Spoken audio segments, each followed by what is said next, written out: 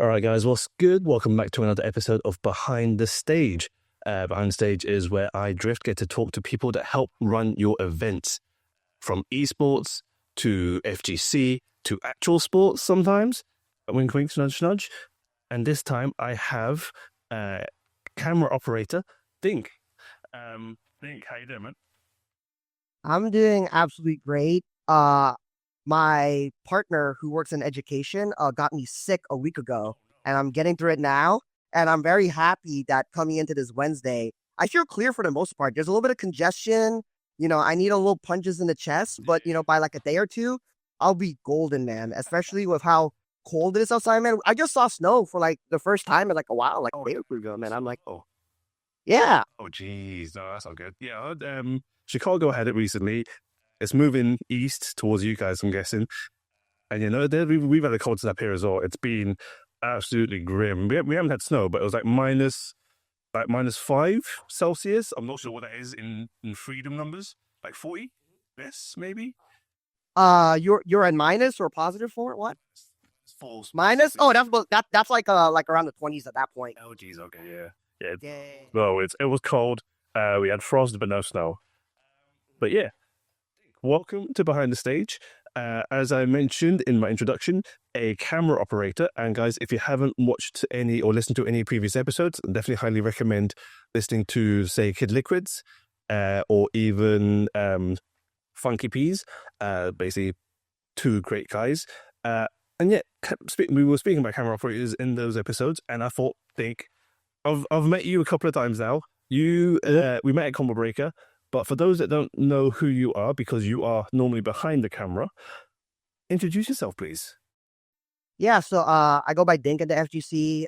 Sometimes you call me Din. Other people call me Mike. I go by many monikers, mainly by Dink. And I'm a camera operator in the FGC, fighting game community. And you'll primarily see me at Combo Breaker, CEO, and occasional Evo. Sometimes at Evo specifically, if I'm not a camera operator, I work as a video engineer. So even if I'm not in the lens that you see me through or you see the event through, I'm in the behind the scenes helping with like all the other stages set up like their gear for when, the streams go out or like, some other mission. But I think if you're in the FGC specifically, a clip that is very easy for me to quote is this one clip during Tekken 8 CEO 2024. There's a player named Keisuke, a Japanese Kazuya player, who decides during their top 8 intro to start like wave dashing it. So I'm like, yo, this guy's running at me. I gotta run with him. I'm not leaving him. He's not leaving me. So I start like just walking backwards. I start running backwards, with this camera rig, and everyone starts going, oh, they're popping off the crowd. So, yeah, I think that's like a clip that like I would say is well known of mine, of the work that I've done, is that top 8 Tekken clip at CEO 2024. But yeah, I do that. I mainly work as a camera operator. No, definitely. Like, you guys should have seen that clip. If not, go look for it. Yeah, the Tekken 8 player started wave dashing. Dink, without missing a beat, started wave dashing backwards, keeping in step, keeping the distance of being filmed was beautiful. It was on point. You guys weren't missing a step. It was brilliant. And watching that live was hilarious. But yeah, props to you for doing that, because like camera rigs are heavy. And we'll talk about your equipment shortly. But yeah, you already mentioned a couple of events you've done: Combo Breaker, CEO, Evo, behind the camera being a camera operator, or even a video or engineer. But so where did you start? Just outside, regardless of not even just FGC, but where do you start being a camera operator? Was it FGC or was it like elsewhere? No. So originally, so first of all, this isn't even my usual accent. I'm from the Caribbean originally. And when I moved to America to go to school, I initially wanted to work as a chef. I worked as a sushi chef for like about 2-3 years in like the Caribbean. And then during my time being a student and going to culinary school, I decided that like it doesn't make sense for me to like work in like a culinary institute, work up as a sushi chef, and then immediately go back to school. I was like, I should spend, the loans that have been given to me elsewhere. And one thing that I've always resonated with was film. I have had a language barrier to degree with my father and primarily because my mother is very adamant on me being very proficient in English, and we didn't really speak a lot of Vietnamese in the house. So when I had wanted to have deep conversations with my father, it was very hard to. But we always resonated watching film with each other because, to a degree, film emotionally transcends language at times, depending on what's depicted. I'm not gonna get into like historical dramas, documentaries. Like you're not gonna figure out how to get through a Ken Burns documentary with just heart alone. Like that's impossible, in my opinion. But I resonated with film. I finished school and then I worked in independent film and marketing for a bit. I worked in the food industry actually because I went to Johnson Wales University and they have a lot of ties specifically with ESPN and Food Network. We have Emerald Lagasse, who's like a well-renowned like Southern like cook who comes by like twice a year, and he's had multiple cooking shows. You could get connections that way. So I didn't work in Food Network. I worked with like this local company that has grown very large, to be honest. And great, give me a quick moment. I have an alarm running. There you go. Yeah, and now my camera has died. Beautiful work. This is production at its finest. Honestly, like guys, yeah. If I don't cut this out, this is what happens during a production of any scale or any size. These things do happen, will happen, and the whole point is that we are professional enough to fix it and keep running again. But you say it's That's hard not to catch your breath. Yeah. But with that in mind, I worked with that for like a little bit. And then during this time, I graduated around the same time as when COVID came to be. So when COVID came to be, I fell out of work really immediately because towards like the beginning of COVID, I left working in food to basically work as what is it exactly? I wanted to work as an independent freelancer in photography. Sure, sure. Yeah. And while doing that, I kind of put myself in a pickle where I took myself out of finding basically like any kind of work. Because all the events died out. I didn't build like a name for myself. And it was just more easily than not like very difficult to basically get back into the reign of things because like what are you gonna do? Because COVID's happening. All the events that I wanted to work basically shut down because of COVID. Yep. And I'm basically stranded now. And I only have so much money just like graduating college, right? So I was like, well, what am I gonna do? And what doesn't help either with like a lot of people, right, is and myself included, was that I moved from like what is my hometown in the Caribbean to like Boston, Massachusetts, and like I don't have any family near me, and I have to make something work. So like I worked with like a couple jobs, and then like I was very much interested in FGs for a long time. I watched a lot of like Mike Ross and Gutek's Excellent Adventures, man. That shit was godlike. That was like basically what I grew up with. Yeah, so you're What? oh nine, you're you Street Fighter 4 hinting basically. But yep. I was Yeah, basically a Street Fighter forehead. yeah, yeah. So hmm so like a lot of it from there was just like I never went to locals during college because I wanted to focus on my schoolwork. But when I graduated, yeah, because it's just like it's also like much love to Rhode Island, like FGC, but it was very hard for me to want to play the games there. But so I commuted to Boston whenever I did want to go to when I wanted to go to locals when I was in school in Rhode Island. So I went like a whole state over. I drove like an hour to an hour and a half just to go to locals. And then when I finally moved to Boston, I started to go to locals more. But it was really funny because before I even went to locals, I was like, before I graduate, because technically I graduated in like the summer right before COVID. I went to Combo Breaker. So that was like my first like offline FGC event. And I was like, well, I have like an A7S2. I'll just walk around with a camera and just take photos. And like I think I still have those photos like even now. I did that and I was like, this is something I want to tie myself into because like, fighting games is something I grew up with, whether just like, mashing buttons on like a machine. We had like a local arcade back in like the Caribbean out in Tutu Park Mall. If you guys decide to figure out where that is, by all means. But that closed down and I was just like, I'll just play fighting games on like my PS2 or like PSP.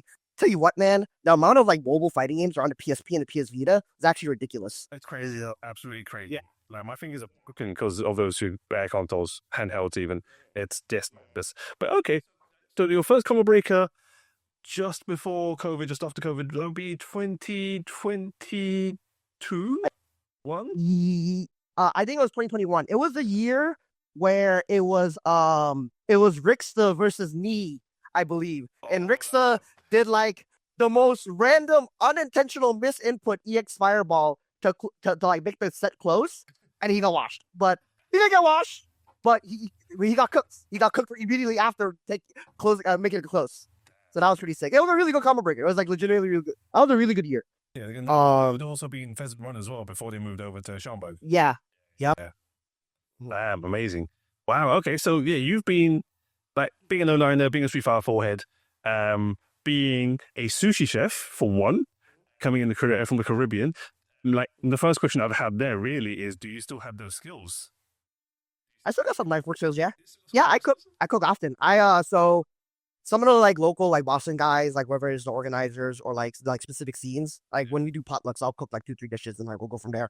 Or I'll even host stuff at my place and like I'll cook up like a mean meal, because to me it's like running sets, casuals, king of hill, whatever it may be is like one thing. But I think like food really unites people, and I think there's something very powerful food.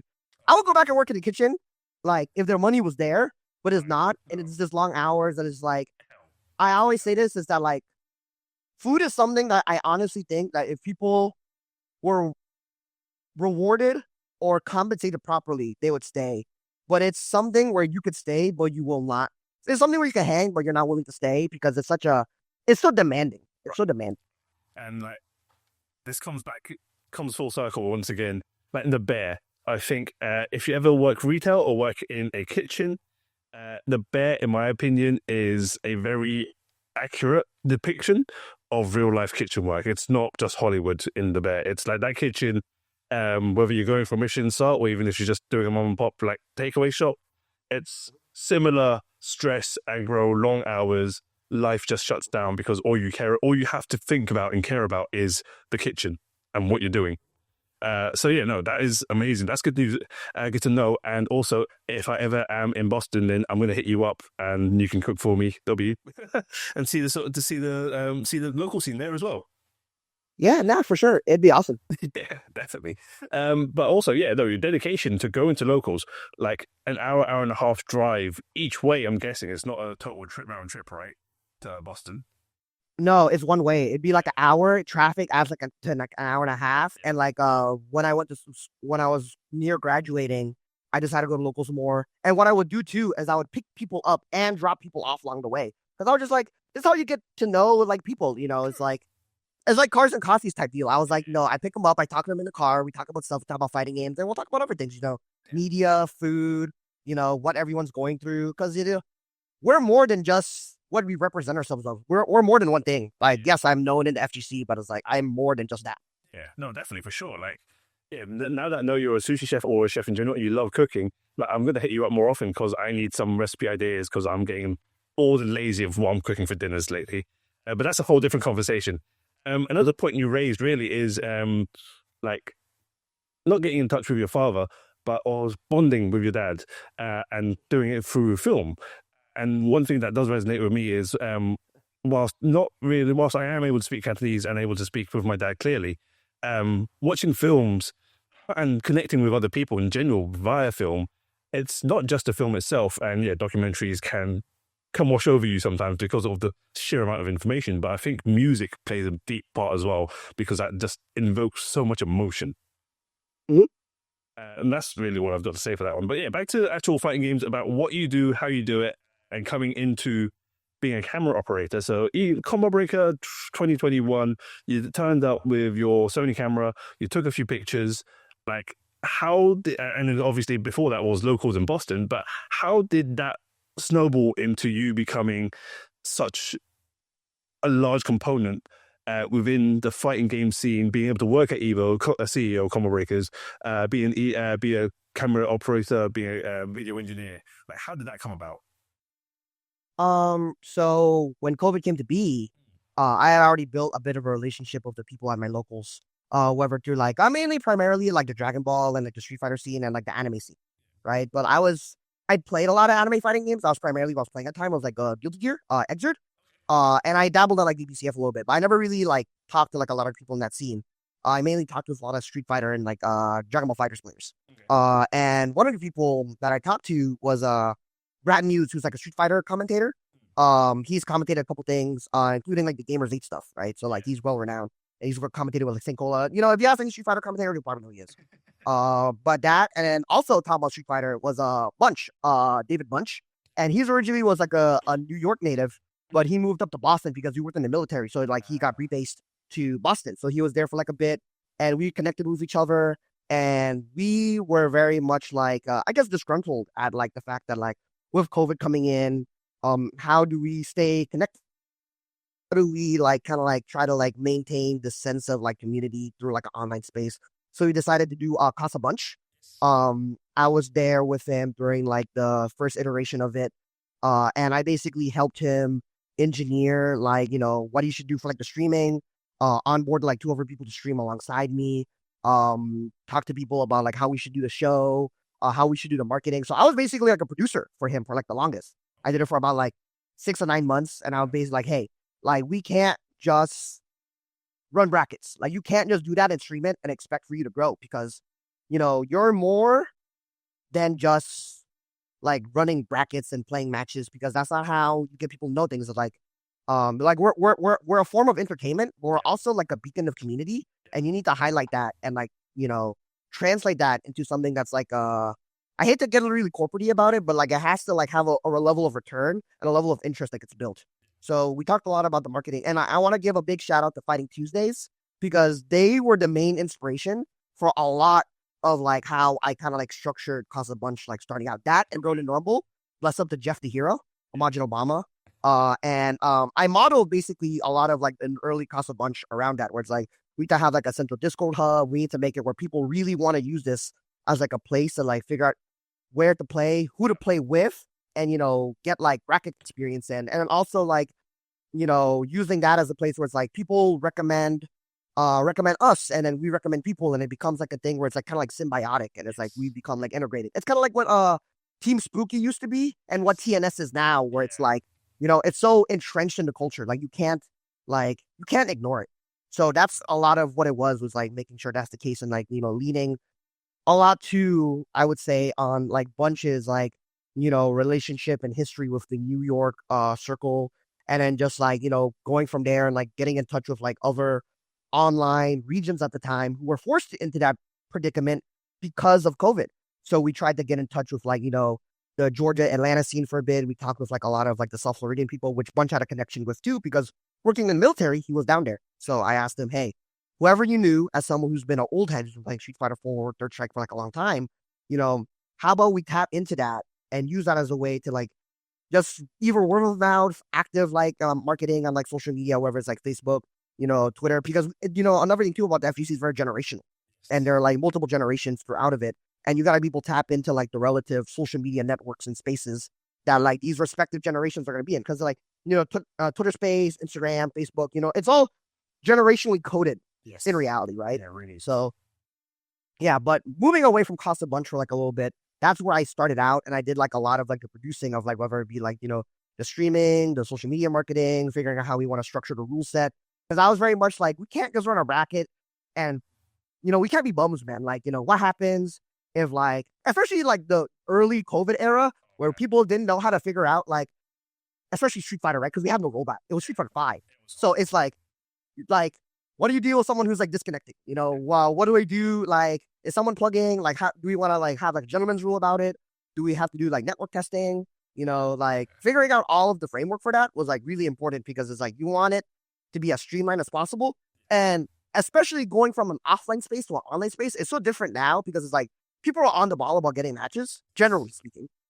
But like, imagine a guy like that Bip, you know, from Atlanta is a boomer, man. I don't care what anyone says. He's a boomer. This is 2024. And you expect this guy to immediately finish his match, get on Discord, be like, hey, I finished my match. What's the next one? Nah, he's going to be like, they'll tell me when my next match is. You got to be on top of getting these players to play, because, yo, like, don't get me wrong. Like, you're at the comfort of your home just playing because of COVID. But it's like, you know, like, you're stuck there for 3-4 hours, and like, you're just like, what do I do in like the meantime? Like, we're trying to get through tonight. But that's what I did for like about like the 6-9 months going into COVID. Okay. And I had like a swing of depression. So I disconnected from Bunch for like a bit. And ultimately, like, I retired from working with like Bunch, and we've been on really good terms. good friends, and we always connect with each other, try to get each other work.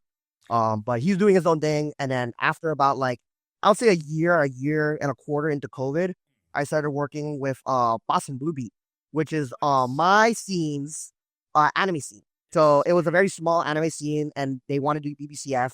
This was like the late base netcode era still. And we were just like, hey, like we want to figure out a way to still connect our online community or our offline communities together because anime, is let's face it, like it's by sale it's smaller. Yeah, exactly.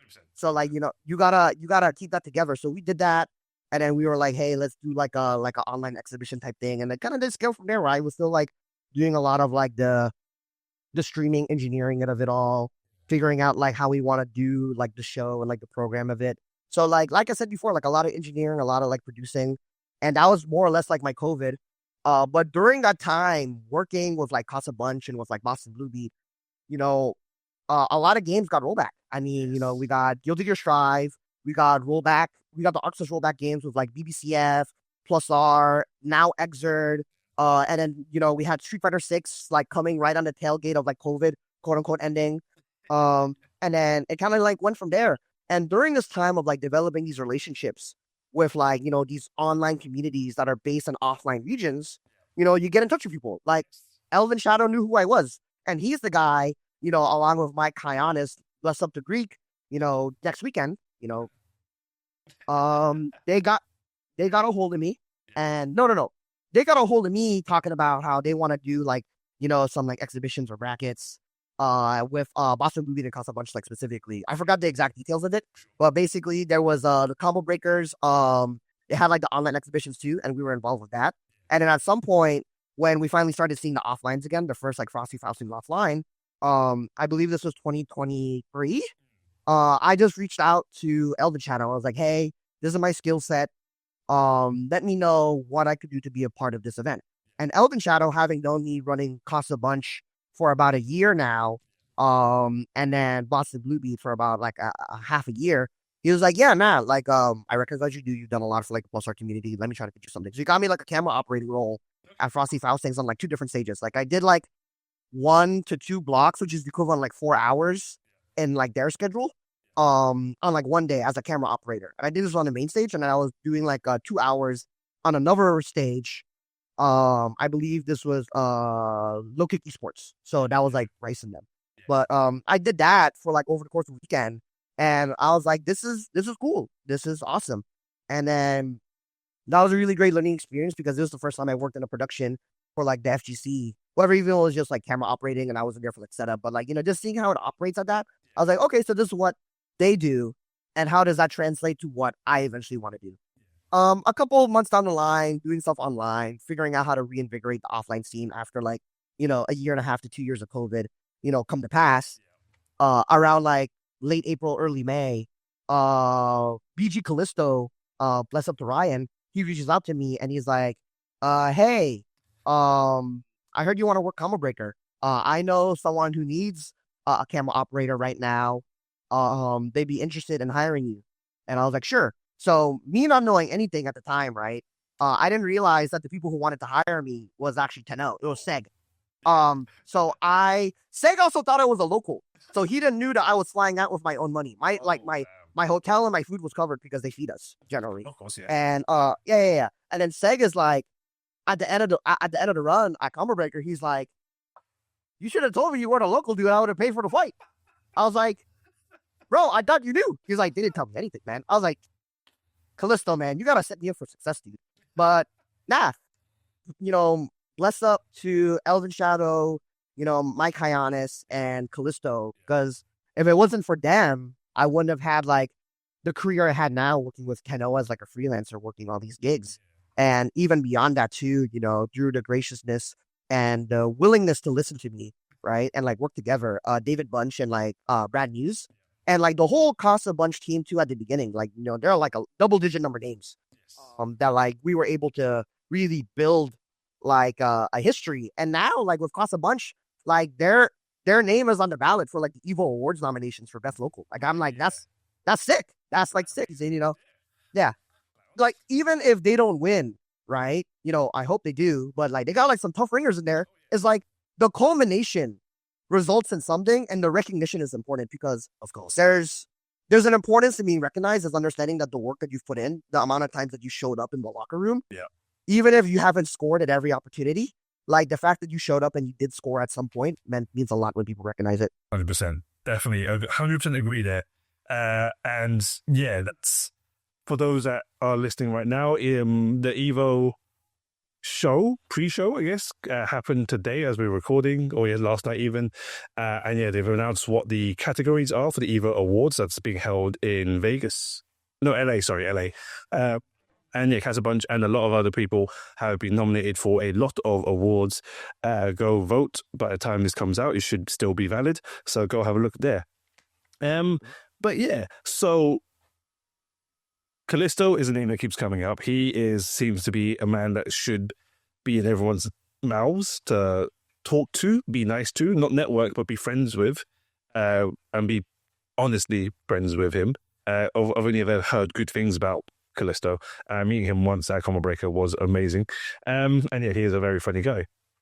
But yeah, so going to Combo Breaker, starting from the locals, going to Combo Breaker by chance, or just wanting to go to a local after COVID, to a major, and then yeah, working with Casa Bunch during COVID, and then Boston Blue Beat, which is now a offline major as well, if I'm correct in saying that.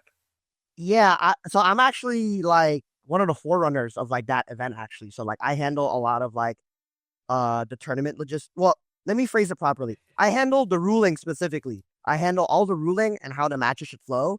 So as a result, I'm very much tied to that. All the tournament logistics is actually handled by oh dude, why is his name escaping me right now? Anyways, it's Spencer and like PNW's finest. The name escapes me.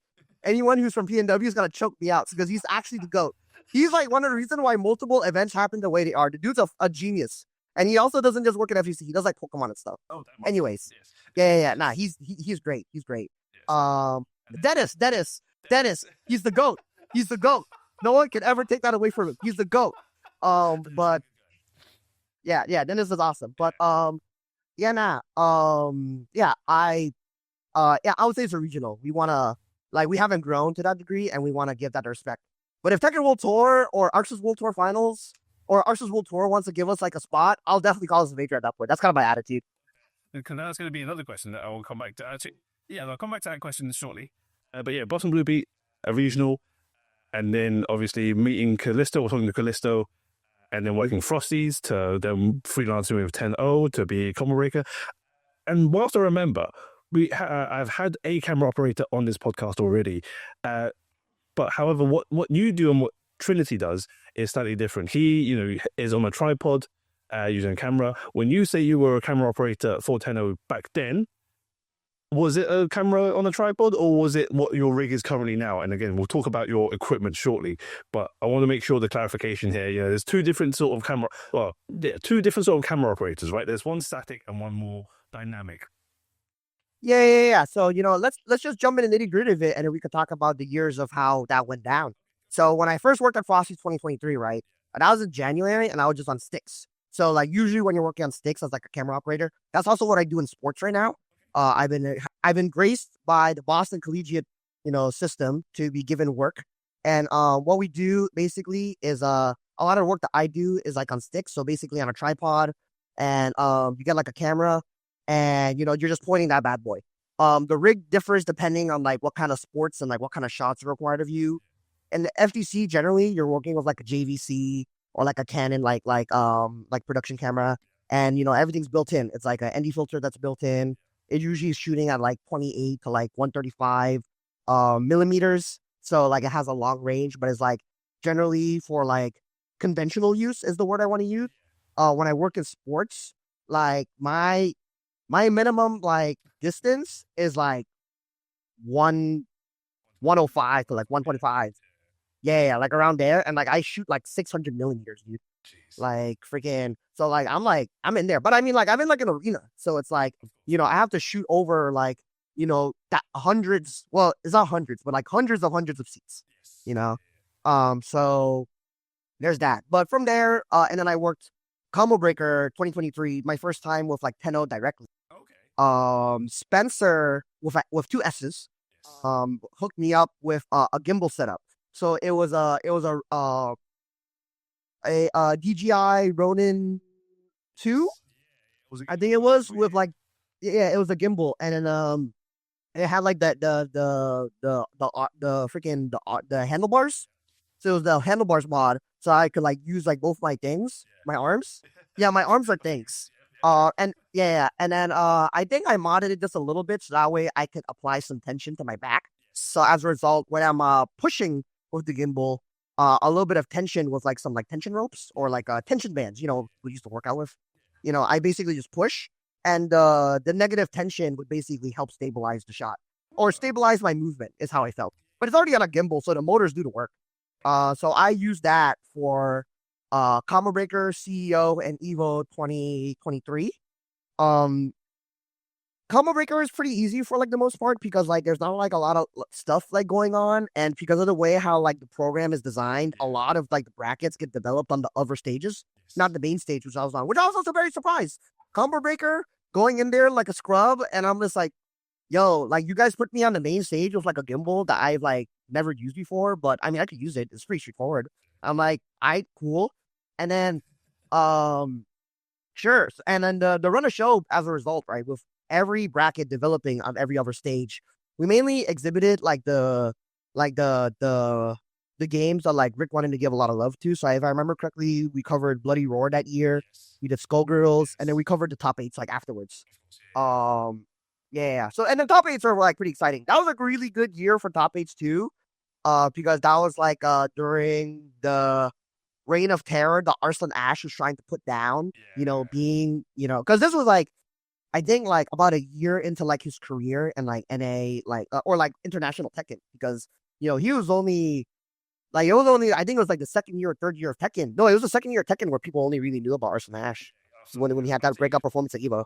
Was it? Yeah, right. Yeah, exactly. All with all that said, what you've just made me realize that your first combo breaker was my first combo breaker, and that is actually where we met. So it was both our first combo breakers, and we were both working that job, and we were like, "What's going on?" And that's where we met. Oh my days! So 2023. Jeez, I didn't realize. I thought you Yeah, nah. in the scene or working the scene a lot longer than that. Jesus. Okay, wow, no, amazing. Okay, so from that gimbal to what you have now, which everyone, again, if you haven't seen the CEO clip of the wave dashing backwards down the runway, is go watch it. It's amazing. Like he does it so on point. It's great. But yeah, so you had that gimbal, you had that rear air square rig set up, and now you have pretty much I want to say industry standard because I don't really know the body rigs as well as you do. Is that your own? Is that your own equipment? Is that your own gear? Oh no, I would never buy my own Steadicam rig. I don't get enough work to do that kind of stuff. So it's Tilta like Steadicam setup that's built specifically for a lot of like mirrorless like small format like cameras. So the nice thing about it is that there's actually not a lot of like weight, and the gimbal does like a decent amount of like the stabilization still. But the nice thing about it is that like it gives you a lot more like smoothness when it comes to complex camera movement. So like I would use it on like a film set if like I have to.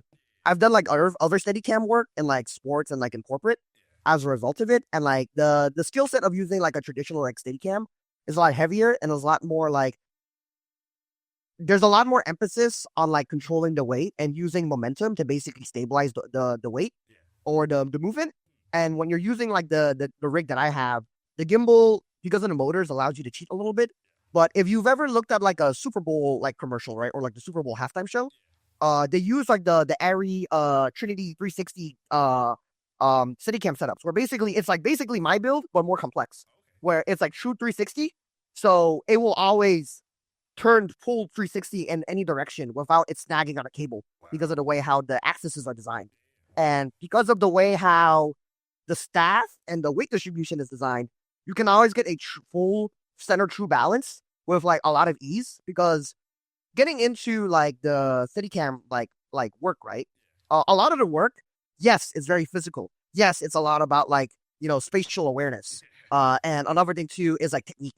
But the thing that eats up the most time, in my opinion, is setting up the freaking camera, dude, because you gotta balance it. You really want to get a good balance with it. And the people who are really good at city cam work, they can like touch the camera, get a good idea of the weight, and just figure out with the rig how they want to balance it and distribute the weights accordingly. So that way the center of gravity is like set in stone. So when you do the movement, it will like always obey you and keep track. And that's why, like, going back to like, 2023 with Combo Breaker, and I'm gonna get into CEO in a moment. Combo Breaker overall, even when I swapped rigs to like the new one, is generally like a pretty easy show because like there's not a lot of like there's not a lot of crazy movement going on. It's just a lot of like contained movement around like a stage. So you can block it very easily. It's like Casablanca. Like if you ever seen the movie, it's a lot of like very straightforward like framing, and the blocking is what really matters. 2023 was a really interesting year because it was like a really good year for your Strive. And Hotashi is a player that, I think he's pretty funny. He gets on people's nerves is what I've been told. But he's very expressive, and he'll engage with the audience as he's playing. So like he was talking mad energy to like the crowd and to players in the crowd. It was him and Lost Soul talking to each other. So like me working with my gimbal, I'm like trying to do like the reverse shot thing where I'm like snapping the camera back and forth to have like this dialogue going. And I'm like, this looks really good. So I would say that the thing that really makes the shows important for Combo Breaker is generally when you are working in that kind of environment where like the staging is pretty much set, the audience and like how players interact with people upstage and downstage create like a very interesting dynamic. And then going into CEO, with like, my gimbal setup versus like my Steadicam setup. 2023 Royal Rumble was a killer, dude, because I'm using like this Ronin, right? Like I'm like, it's a lot of like chest actually. Like it's like upper body strength because of the way how I have to position it. And then it offloads to like my back. So imagine trying to walk backwards on that ramp with that. And then try to keep my eyes backwards because, okay, I love the work I do with 10.0. Not having a camera utility to kind of keep you in check is really scary because you have to be ridiculously aware of your surroundings and making sure you don't trip on yourself. You don't trip, you don't fall, you don't do anything. Well, especially once you're holding a camera, like being on studio sets or even just seeing clips online where you might even still have someone backing you up, like holding the cable for you. But one misstep, you are off the side, that camera's on the floor. It's gone. Yeah, it's a force. So with that, right? Evo, like 20, no, not Evo, sorry, Combo Breaker, CEO in 2023. Words are hard. Words are extremely hard right now. Yeah, but like working in that like environment and then basically trying to navigate that the first time with like a gimbal was like really hard and really stressing, especially because with the Royal Rumble in particular, if I remember correctly, it's like every set there's a new intro. And like a match only takes like 5 to 10 minutes. And this was like we did Tekken 7 and then we did Street Fighter 6. So you're like doing this, right? And they're fast games. Like they are killing games if they let you just snowball. So like imagine every 5 seconds you gotta do like an insane intro walking backwards and making sure you don't like eat ass falling, right? And it was at one point, I think, Hanzo Gonzo, bless up to Carter himself, was like, yo, you guys stall for a minute or two. I need to give my camera operator a breath. I was like, yes. I was getting my ass beat. First year CEO, I was getting cooked. And then like the rest of the top 8s were pretty easy because a lot of the actual physical movement that you have to do is like early on because they do top 8 intros, right? And you do player by player intros in between the matches. So you want to like coordinate for that. And like sometimes some players have like very like involved intros. Like I remember one year, Smug for Street Fighter 5 wanted a crew of 10 people to pick him up and walk him like a sarcophagus across the bridge. And I'm like, sure, I guess. So like I'm like with my rig and I'm trying to get above and I'm like, censored. Just put me on the Jumbotron so I could see what I'm doing. Cause I don't have like a viewfinder or anything so I could see because I have to shoot so high. So that was like a whole thing. But it was good. And then Evo was interesting because I worked like the main stage for the first 2 days. And then the last day in the arena, I got sent to the arena with no rehearsal whatsoever. And I was like, okay, what am I doing? And they're like, oh, you're doing the commercials in between. So when they have to run like the ads on stream, they do in-house ads or like game shows in between. So they did like Will It Kill and like guess left or right for like mix, like what side you're gonna mix. So I was like the crowd react cam for that. And then they would do like the rock, paper, scissors, like PlayStation, like giveaways, So we did that. And then that was like it for like my gimbal setup. And then year two, I finally got given like the Steadicam setup that I use now. And Seg was like, you know how to use that thing? And I was like, I mean, not really, but like the theory is like pretty straightforward. You just balance it and then you make sure you don't be an idiot. Um, I will say that like out of a lot of the Steadicam operators who like operate, the nice thing about like this setup versus a regular Steadicam setup is not a lot of people may know and might actually think that I'm insane for doing it because you don't do it in like traditional Steadicam setting. But I actually sometimes operate with only one arm and I put a lot of the stress on one arm so I could use my second arm as a way to gauge what's happening around me. So it gives me a better idea of what's going on. So like sometimes I want like a really nice wide shot, but like it's impossible technically because I would have to be off the stage. But instead, I just rotate my body and then extend my arm out. And then because the Steadicam setup is designed with like a support arm in mind, there's like a spring-loaded arm. I just stretch myself out basically backwards. That's actually how I got a lot of the shots. My second time run at Evo had me making some very interesting decisions to say the least. And I would constantly have to be stretching and like enforcing a lot of weight onto one arm and then using the other arm to counterbalance myself to make sure that I could keep the shot steady. It was pretty ridiculous to be honest. Just a little bit. Yeah. But second run at CEO with the Steadicam setup was like a lot better because I'm just like, I'm just gonna walk backwards with this now and like because like I could just do it with one arm. Like I've trained myself to basically do it with one arm like pretty well. I could just like kind of walk back. I use like my arm as like a gauge. I hit the rope and I immediately know I'm at the back, hit my pan, yada, yada, yada. And that's more or less like my setup from there. And I've just gotten better at like balancing it and getting it to where I want it to be. And sometimes depending on like the shows that like I do, so sometimes I do like the Nintendo World Championships event through 10-0. And I work with like a different director, Dave Saunders. He's one of two directors who work the arena at Evo. So there's usually like a broadcast director and then there's like a live events director because we're obviously projecting to like the screen and to the streams as well. So that gets separated usually. And Saunders likes it when we do like a lot of like when we pull focus basically. So as a result, I'm like the gimbal that we have is not this. Well, I would have to basically reprogram some of it to change to allow me to like use the focus pull on like the remote, like basically like the servo, right? But then I wouldn't have any power zoom, which is basically like having the ability to like do it on a remote. So sometimes what I have to do is I operate the Steadicam with one arm and I actually pull focus with like the other. I just disable the autofocus.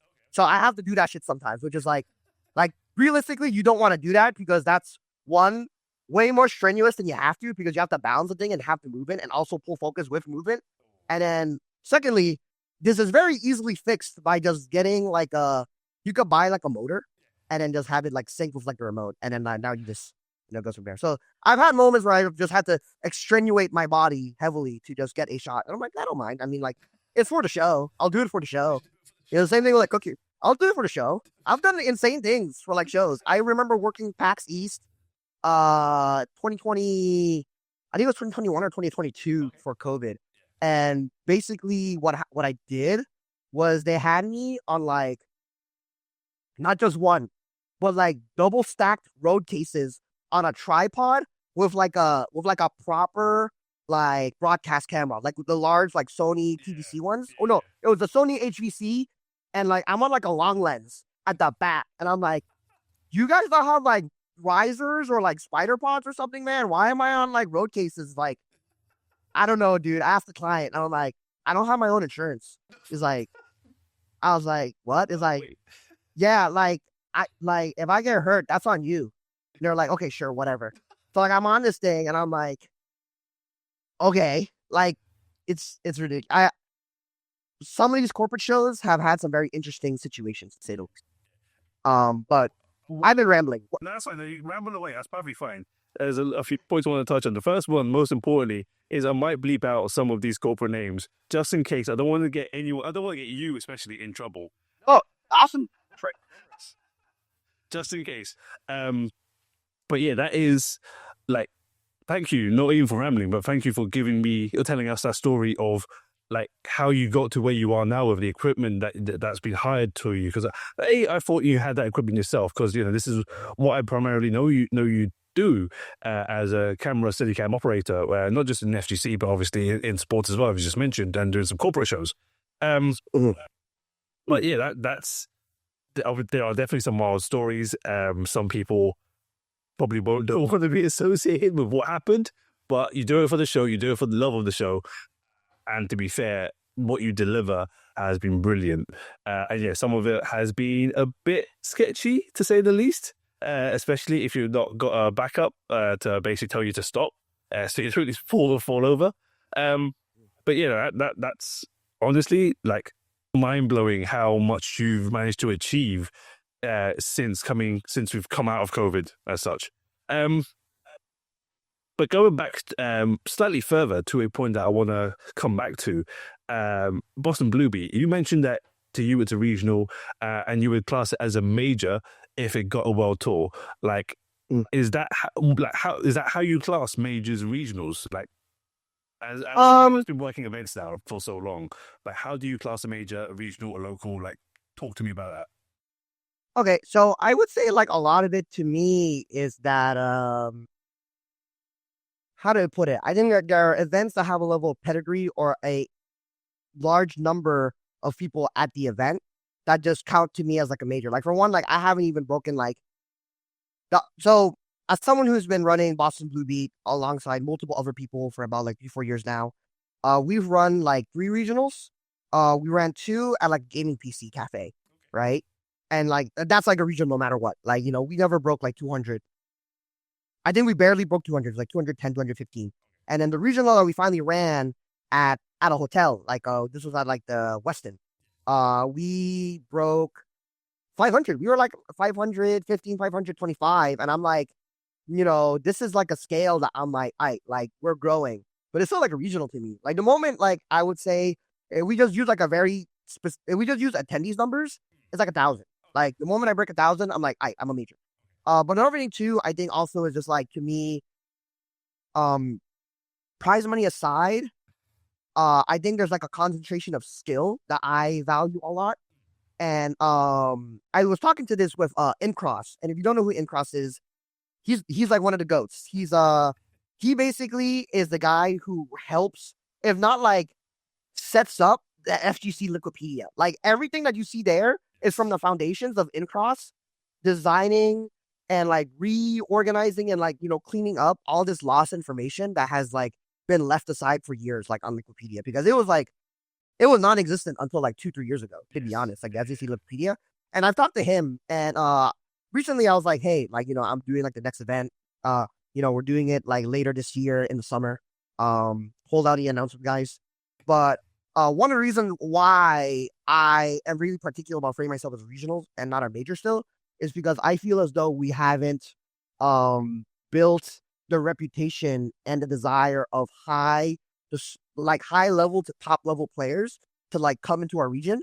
And that's why I mentioned, if a tour was to ever grace us with like a spot in being a qualifying event, I think it would really invite that. Like, I think out of like all the brackets that we ran, the only event that hit that level of like pedigree that I want to achieve was actually your Undernight bracket. One, because we sponsor the strongest player in Undernight currently in North America, Defiance. And yeah. And he's currently qualified for the Art World Tour finals. And he, along with our ability to just be blessed with the graciousness of like that community, we've had like multiple like Evo and combo breaker top 8s, like top 24s, 32s, like just show up. Like our top 16, if not 32, actually I'll say 16. I think top 16 is more reasonable. Our top 16 at Undernight was the equivalent of like an Evo or like a combo breaker in terms of skill. Like that's actually how skill dense it was.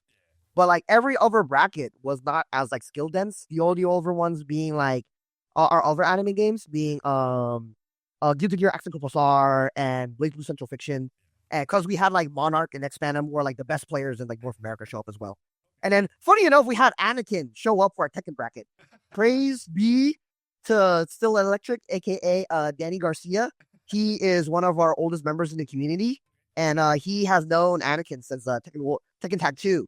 And he was just like, hey, Anakin, like, our anime guys are doing a regional, show up, please. And like, he pulled up, and that was awesome. That was awesome. I was like, Anakin of all people, I was like, okay, these anime guys, we build a rapport. Like, we have like a relationship with them. They'll show up because, the good graces of their hearts. But like, Anakin showing up because Danny said so, I was like, yo, this is like a pro athlete. Yeah, legit. Like Red Bull sponsored pro athlete is just turning up to your regional. Let's go. Yeah. So yeah, that's to clarify in simple terms, what you've asked is that like I felt as though that the skill density is not there yet for me to want to call it a major, and the numbers aren't there yet. So those are the two main defining factors. Prize money aside, I think if I threw $500,000 at it, yeah, people will show up, but like it doesn't mean much to me, right? Like there's no pedigree to it. Yeah, no, definitely. I agree with that. Like prize money, muddies the waters a lot sometimes. I feel, especially with Pro Tours coming in, throwing out, I say ridiculous numbers, but ridiculous numbers in the context of the fighting game community.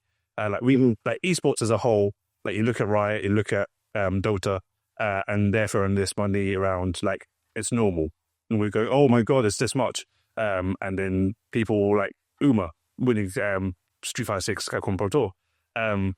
He got the money, he got out, he dipped, and he saw what happened. He knew what was going to happen, so fair play to him. Like, get the money, get out. Like, but obviously that's not what I really want personally. Like, you get the money, you stay within the community, you still keep playing, you level up, you grow the community, and you get more people playing. That's what's important. That's what's key to me personally. But yeah, hopefully, once Boston Blue Bee gets announced, I will see if I can manage to book some flights and come over, because I would love to see more of the United States. I've only gone as far as two places, and that's Chicago and Detroit. So not very far at all. But okay, so we've already mentioned this quite a few times. So I'm gonna like put a line on this. What are you most known for? That is CEO backwards wave dashing. I'm gonna just answer that for you. That's completely done. I will try and find the clip and throw it in this post edit because, well, again, it's an amazing thing to watch. But so think like how, as a Steadicam operator, how do you define success? What is success to you when you are being a camera operator? So this is interesting, right? Because this past like month, I've been thinking about like my career thus far and what like success means to me, and like what is something that like I'm happy with. I'm one of those. I've been told by my partner that I agonize over my own work a lot. So I try to appropriately give myself credit, but ultimately it's something that's hard for me to like deal with mentally. Yeah. So I guess what I've concluded to recently success is how do I say? And I guess I mentioned this earlier too about like with like Casa Bunches. Like I think the ability to constantly show up and develop a level of consistency and kind of like ability, right, to execute a vision that is not only yours at times as a camera operator, but like what the show is required of is really important, because I think, so you have multiple people on the show of like different backgrounds, obviously, bracket runners, tournament organizers, photographers, videographers, camera operators, so on, so be. My mindset is being able to operate within and around these confines and work together to deliver something that ultimately is the culmination of all of us. So when I was really bad, Combo Breaker 2023, and all my gigs in 2023, I think weren't the best in one way, because I was very bad and very shy with communicating with a lot of the media and the other like components of the crew in order to like, give them what they need from me. Right. And I think you had Rob on the show, Rob Paul. And I would say that it meant a lot to me. We worked DBFZ World Tour Finals, last year. And he was like, yeah, nah, I think we've really built a good rapport because I'm able to work around you like really well now. And that was kind of like, a year through of like that coming into 2024, that really meant a lot to me because I was just like, it never really eclipsed or it eclipsed me until then that like I need to do a better job of delivering my work while still not only stopping myself from impeding the people around me, but bringing them up accordingly.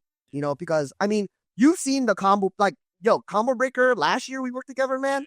Like, you saw the amount of people on that stage during Tekken 8, AK versus Arslan Ash. Oh boy. You got to think about how does the broadcast cover this shot and get the shot it needs because it's the number one. Like, that's ultimately something that is not deniable. As someone who, like, as shy and is willing to step aside, that is something I cannot deny. But at the same time, how can we communicate as like a broadcast and a media team and also as well social media? How do we coordinate in a way to sell a story and use our different avenues of like media, entertainment, however you want to phrase it, right?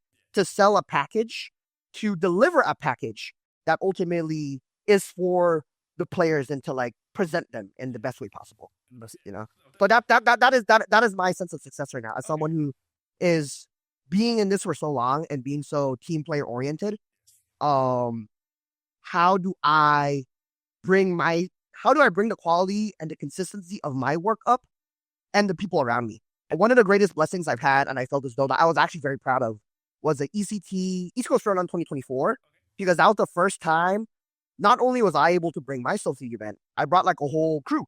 Like, I had a crew cover the Tekken 8 stage, actually. So that was all Boston Blue Bee production. Shout out Boston Yeah. Blue Bee, let's go. Yeah, so I was very proud to be able to not only do that, but I was also very proud of my team to be able to deliver a product that overall was very acceptable. And like Hanzo Gonzo even told me, as someone who like had to like oversee them throughout the event because they're new, so that's like what's it gonna do. And he was like, yeah, no, like they're solid. They need more experience, but they're solid. Like, and that's like, it means a lot because there are a lot of people out there who, if you give them enough time, they will develop the intuition. Yes. But if you can grasp the intuition early on, then you know how to hone in and develop the skill appropriately and effectively. Because something that I've picked up as someone who's been interested in sports for like a long time and who was into football and baseball for a bit was the idea of, imagine your physical body, right? And how you pinpoint your arms and how you move it. And this is going to get really abstract. I'm very surprised I'm talking about this on like this podcast of all things. But, let's say there's like I wish I had like my eraser board behind me. But basically, let's say, for example, I have like this point on the wall that I put my finger at, right? If I close my eyes and I put my arm away and I put it back, is it the same point? Probably not. I don't know. We don't have like a marker. But you need to be able to do something and then repeat it with exact consistency with your eyes open and closed. Is kind of like my mindset, is that mastery comes from being able to apply it in ways that if you were impeded, you would still be able to like reenact. That's very important, especially in like, for example, like baseball. We think about pitchers and we think about how they throw baseballs. Like, a good pitcher is able to replicate and maintain control of the ball at the most perfect. And then adding on to that is the level of fatigue because, as a Steadicam operator, we are on long hours. When we're on broadcast, when we're working in an event, we are on long hours. And being able to maintain that level of consistency of touching this dot on the wall, when you close your eyes, when you open your eyes, when you're on the toilet, man, can you touch this dot on the toilet? Like, you got to be able to replicate it at like all times. And it's the same thing with like cooking. And I think one thing I will bring it back to is really funny, actually. Second year of doing Combo Breaker with 10-0, we're wrapping up. And I was like, so Seg, why did you hire me? He's like, you want to know why I hired you? It's because you had cooking experience. So I was like, what? He was like, yeah, because usually if you've done like a year or two of like working in the kitchen, you're either an extreme prima donna or you've gotten it out of your system. And I had to see which side of the spectrum you were on. That's not verbatim, but that's more or less the essence of what he told me. It was a long conversation. Yeah. But it was pretty funny. But I think that like a lot of my cooking experience of like, you serve food, it needs to be consistent.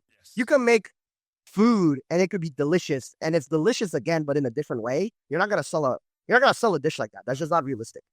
So honing that consistency and being able to make it applicable and accessible is really important. But to put it in layman's terms, because I went on an extreme tangent, is I see you. oh, yeah, you're good. But is in a succinct fashion is that being consistent and effective in a way that not only supports you but the people around you is really important, because we're all in it together. And ultimately, the way how I see the world is that you can only affect the things around you.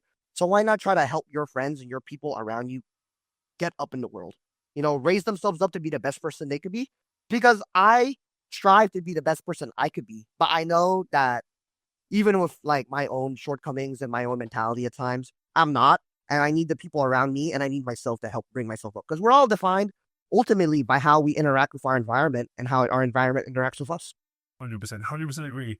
And yeah, I came to a same conclusion recently as well. Like after speaking to other photographers, it's like, cool, I got a great shot this event.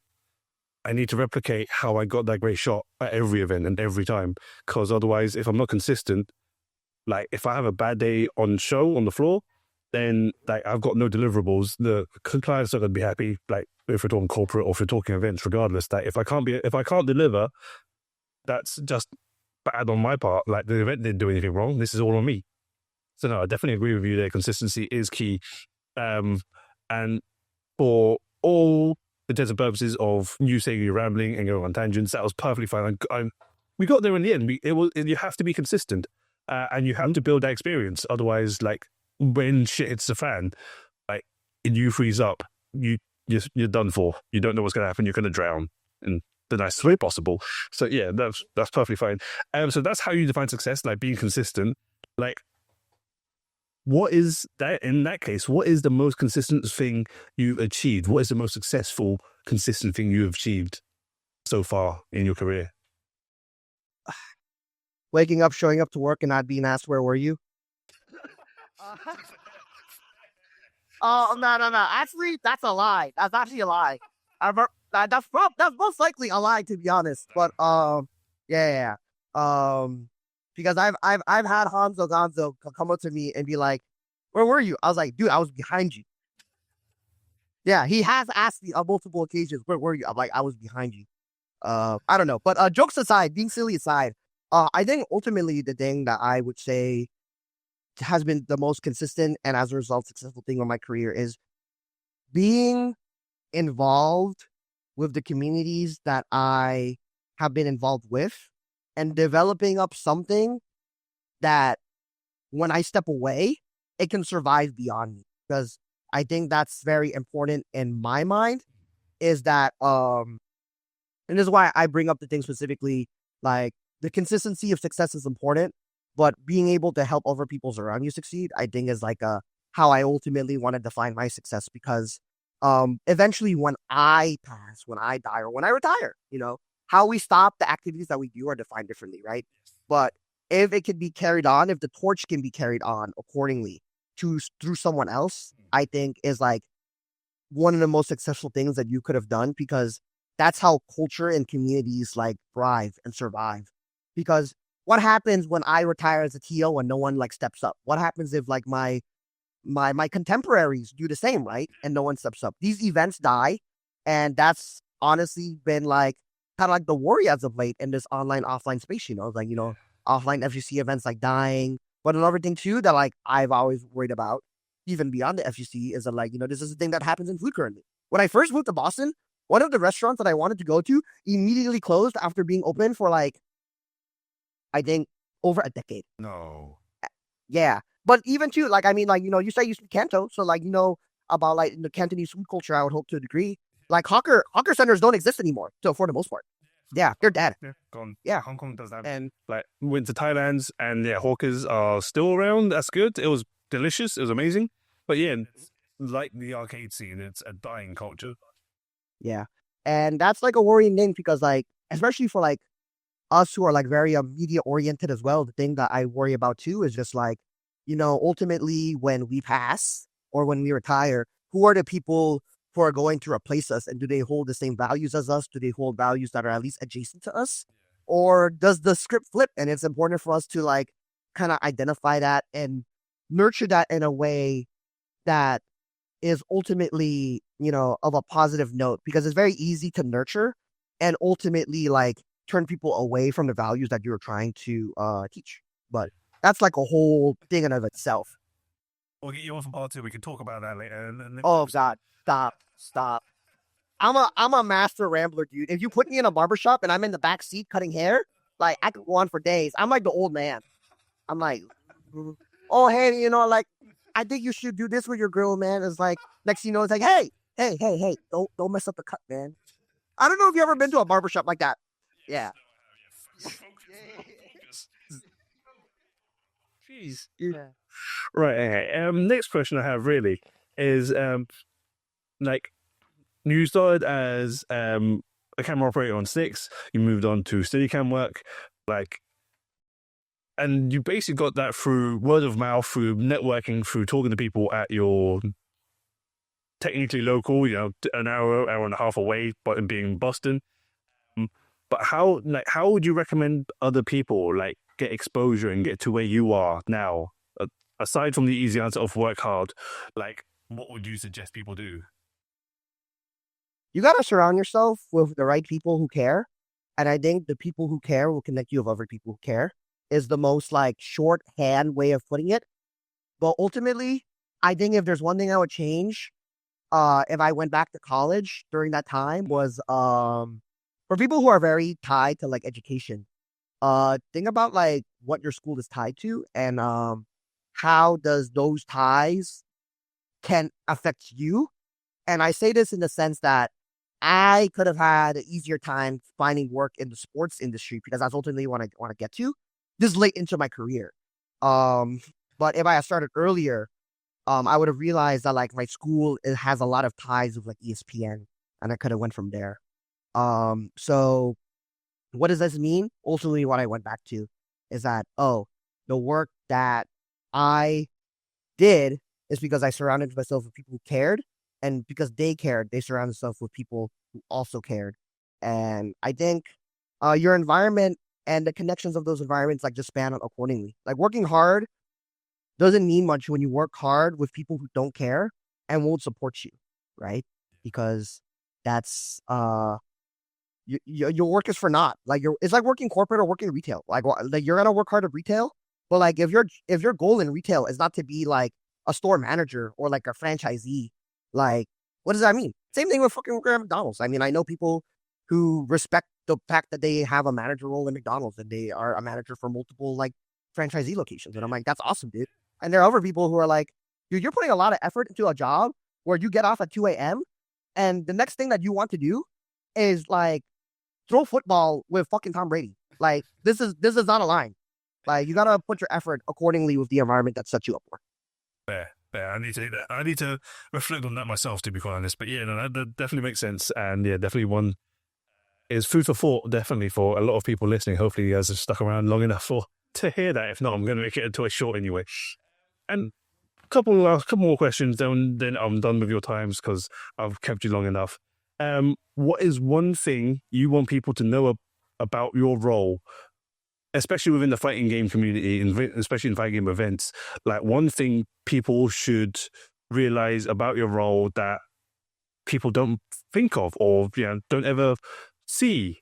Like you make it look so easy. Sure, it's definitely very hard. Like there's a technical aspect to it, but what one thing you think people should definitely know about being a Steadicam operator? One thing they should know. They should know to look at me.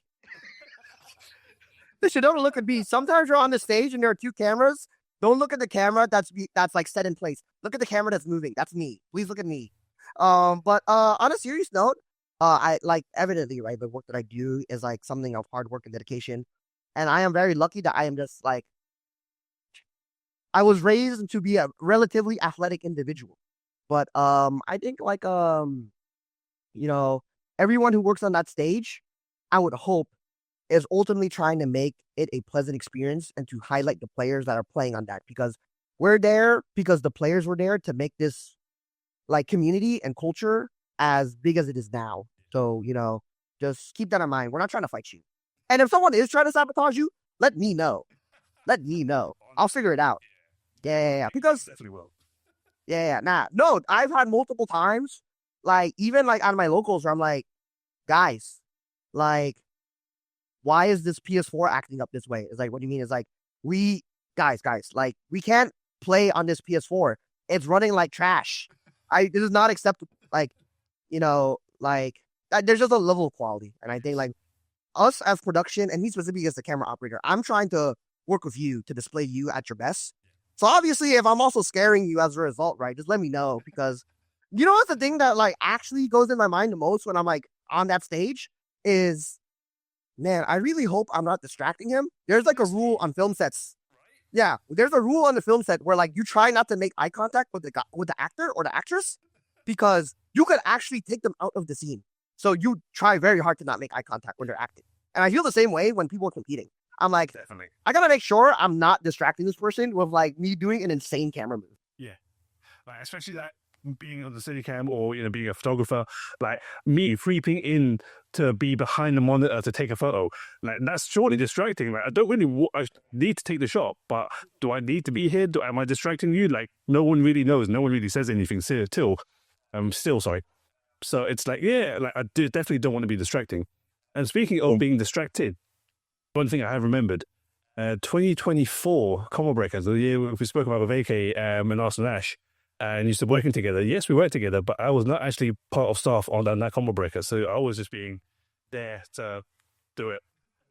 Yeah, that was definitely a fun time. It's always good to see you at an event, Dink. So hopefully I will see you this year as well. Hopefully more events. But yeah, my last question really as a wrap up for all of your time and everything that you've mentioned a lot of names, a lot of events. You've done a lot of work with a lot of people. Like shout out to Casa Bunch, to Callisto, to Boston Blue Beat, Tenno specifically. Those guys are always amazing and awesome. CEO, Frosties. Like, just to sign off with, is there anything you want to promote, or if you want people to reach you, like promote yourself on whatever social media platform you're on right now? Here's an extra 5 minutes for you to ramble. Oh gosh. First off, my org, Boston Blue Beat, Boston Blue and Beat. Very simple thing. You can find us on Twitter, otherwise known as X. I still refer to it as Twitter. Cause yeah. And then I mean, you could follow me on Twitter, Michael Dink, but it's nothing crazy. All I do is tweet about I do event wrap ups, and I retweet all the orgs that I care about. And then sometimes I see something funny or culturally relevant to me, and I retweet it. So there's a lot of anime and manga stuff that I retweet. A lot of my framing and like photography, film, like framing inspirations actually come from me reading a ridiculous amount of manga. Like there's a bookshelf in front of me behind this camera that is going to collapse because I have filled it to the brim with this manga. You have to send me a picture after we've finished recording. Yes. And then outside of that, obviously Casa Bunch at Casa Bunch. And at WASD Gaming, shout outs to Imperius Club at Imperius Club. Tariq's the GOAT. I think we try very hard to inspire each other to be better. And yeah, he basically is one of the reasons why we handle online brackets the way we do now. Is through some of the things I've seen of him.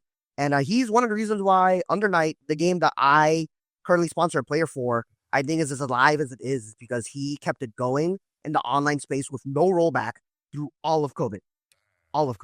Yeah. And yeah, him. And then like he got his I would like to believe that he got like his due respect too. His online events.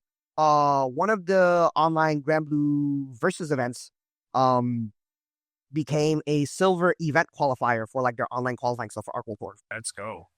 Yeah, so that was really awesome. So shout outs to them. And I can't really think of you know what? Random thing. Alex with a K. Alex spelled with a K, not a C or an X. He is a local Tekken tournament organizer who's currently retired. Soft retiring. He needs to focus on himself. But he is a VGM artist specifically. Please hire him. He is phenomenal. I love him. And I have a lot of ties, actually. I have very soft ties with like VGM artists. I got to work with Dom Polambi and the big band for a bit. So they're awesome. Listen to their works. Don Blomby especially, he plays Magic with Otashi on occasion on stream. Pretty funny. Yeah. Yo. Anyways, I could go on. I love shouting people out, dude. I love giving people their due respect. Like, hell, man. You know who's been coming up recently? That I'm like, yo, you gotta give them their respect, and they have. Commentator Jsu. Jsu's my dude. Yeah. Yeah, he's been really into hit Japanese animation Uma Musume lately. He's really into the idol horse girls as of late. Absolute beast. And then shoutouts to finally shoutouts to Katamari, Lord Caterman. He is actually one of the guys too. So I didn't mention this, but I used to commentate Guilty Gear games for like a good stint for like 6 months. And he was one of the few people who gave me a paying job doing it. So when Facebook gaming was a thing, before they moved all of their staff over to like Meta and the Metaverse, they had money in Facebook gaming, and Caterman put me on as a commentator for year 1 Guilty Gear Strive. And I was enjoying my time with it before I decided commentating isn't for me. Shout out to him. He's currently practicing to get into he was trying to get into One Piece TCG National Finals, but then he didn't go, is what I heard. But he's the guy who got me into that recently. One Piece TCG is godlike. That game is fucking sick. The only thing that's coming for me is the Gundam TCG. That's the only one that potentially might get me this time. Like, otherwise, I'm out. That game could go one of two ways. That's the best way to put it, man. That's the best way to put it. It's like 2XKL. That game could go one of two ways. That's the best way to put it. Anyways, that's enough for me. I've shouted enough people out. I appreciate you for putting me on. That's all good, Dingo. That's all good. And yeah, guys, thank you very much for listening. This has been Dink. This has been Behind the Stage podcast. This is, like we said, we've talked about a lot of things, basically mainly about events, how you guys can get into it, how Dink got his way into the fighting game scene as well as extras. Like he's in sports, he's in fighting games, he's doing corporate events. He mentioned PAX. I might have to cut out that part of the story about standing on certain things, but yeah. Oh man, I'll see how I feel. I'm not sure how if people feel legally obliged to or not. But yeah, no, guys, thank you very much for watching. I will catch you guys in the next episode. Peace.